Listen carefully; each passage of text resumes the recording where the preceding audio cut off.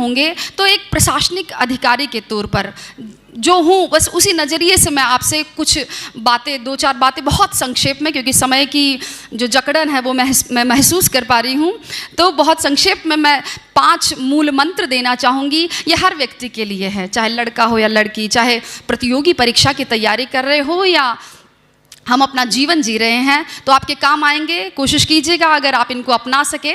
पहला, सहजता को अपनाइए, अपनी दिनचर्या को नियंत्रित कीजिए, जीवन को कुटिलता और जटिलता से दूर ले जाकर सरलता को अपनाइए। आपका जो जीवन है वो कठिन जरूर हो सकता है, लेकिन बदसूरत और गमों का पहाड़ नहीं है। आपका पद, आपका पैसा, आपकी प्रतिष्ठा दिखावे, फैशन या रोब गांठने के लिए नहीं है, बल्कि अगर उसके द्वारा हम किसी के दर्द को कम कर सके, किसी के काम आ सके, तो जरूर हमारे जीवन की सार्थकता है। दूसरा मूल मंत्र, आत्मविश्वासी बनिएगा। यदि आपका आत्मविश्वास पक्का है तो कोई गफलत नहीं होगी। कोई काम कठिन जरूर हो सकता है किंतु नामुमकिन नहीं। मैदान में हारा हुआ जीत सकता है, लेकिन मन से हारा हुआ नहीं। इसलिए हुनर जीतने का और मंजिल पर आस रखिए, कठिन कितनी भी हो डगर, खुद पर विश्वास रखिए। तीसरा मूल मंत्र यह है कि समय की महत्ता समझें। बुरा वक्त कभी भी स्थायी नहीं होता है, इसलिए उसका धैर्यपूर्वक मुकाबला कीजिए। अवसर उस भागते हुए घोड़े की तरह है, जो फुर्ती से उस पर सवार हो जाता है वो तो मंजिल तक पहुंच जाता है, और जो ऐसा नहीं कर पाता वो फिसलकर गिर जाता है। इसलिए अवसर की उपादेयता, समय की पाबंदी को, उसको समझिए, उसका महत्व समझिए। चौथा मूल मंत्र है, सकारात्मक रहिए। सकारात्मक चिंतन पहाड़ पर चढ़ने जैसा है और नकारात्मक चिंतन पहाड़ से उतरने जैसा है। चढ़ना मुश्किल होता है, उतरना आसान होता है, लेकिन अगर आपकी सोच सशक्त है तो आप नकारात्मक परिस्थितियों में भी जीत हासिल कर सकते हैं।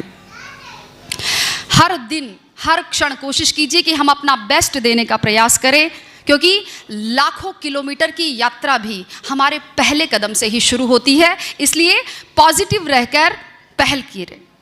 और पांचवा और अंतिम मूल मंत्र है कि अभावों का रोना मत रोइए, क्योंकि ये कमज़ोर लोगों का काम है।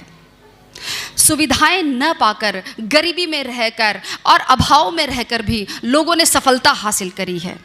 प्रतिभा किसी की बपौती नहीं होती है, और ना ही ये आनुवंशिक है, और ना ही गरीबी और अमीरी से जुड़ी हुई है। अब्राहम लिंकन के संघर्ष को कौन नहीं जानता?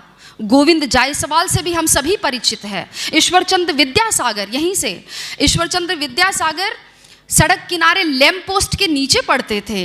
तो कहने का मतलब यही है कि महत्वपूर्ण सिर्फ यह है कि हम कितने धैर्य से, कितनी मेहनत से, कितने योजनाबद्ध ढंग से अपने लक्ष्य को पाने के लिए स्ट्रैटेजी तैयार करते हैं।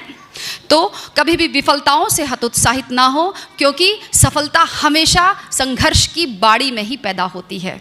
तो घड़ी की सुइयां मुझे नजर आती है, और अंत में यही कहते हुए मैं अपनी वाणी को विराम देना चाहूँगी कि जन्मतः नवीन किंतु सांस्कृतिक दृष्टि से प्राचीन इस डीडवाना नागरिक सभा को मेरी समस्त शुभकामनाएं हैं, और मैं ये मंगल कामना भी करती हूँ कि आपका पथ प्रशस्त हो, आपका लक्ष्य उन्नत हो, गति अबाध रहे। संगच्छध्वं संवदध्वं संवो मनांसी जानताम, और सर्वे भवन्तु सुखिनः का मूल मंत्र कभी विस्मृत ना हो। आपकी मेहनत, बांगड़ परिवार और त्रिपाठी जी जैसे वरिष्ठ मार्गदर्शकों का संरक्षण, आपका समर्पण, आपका सक्रिय नेतृत्व और सृजन के सहारे, जो संस्कारों की नींव पर समर्पण के खंभों के सहारे सौम्यता के साथ खड़ा हुआ श्री डीडवाना नागरिक सभा का जो महल है, वो अपनी आस्था, अपनी विश्वास और अपनी परंपरा के साथ सदैव पुष्पित और पल्लवित होता रहे। इन्हीं शुभकामनाओं के साथ धन्यवाद, बहुत बहुत धन्यवाद।